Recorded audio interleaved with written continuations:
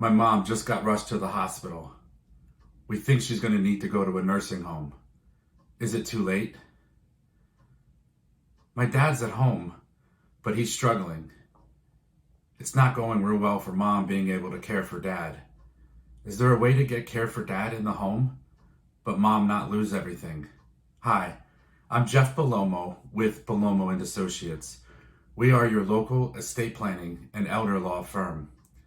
On a daily basis, we get these questions and many more in regards to the Medicaid process in the state of Pennsylvania.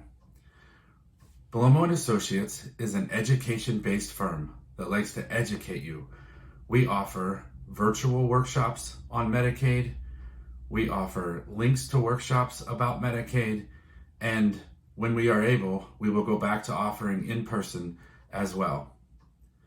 Our job and our goal is to provide advice, guidance, and assistance so that when you need the answers to these questions and many more, you're not in a hospital room or in a crisis situation like I was when we needed to learn this information from my mother.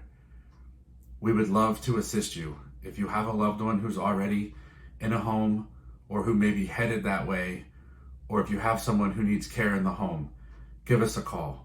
We will educate you, we will answer your questions, and we will make sure that you are armed with the information that you need to know what you're heading into and what your options are. If it hasn't happened yet, now is the time to be educated. Learn about these things and how you can plan ahead so that this does not happen to you and your family in the future.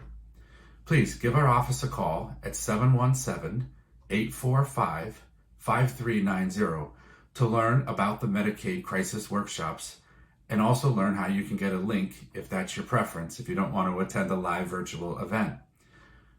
Eventually, we'll be able to have you in person as well if you prefer that. But for now, we'll continue the virtual lessons and the virtual education.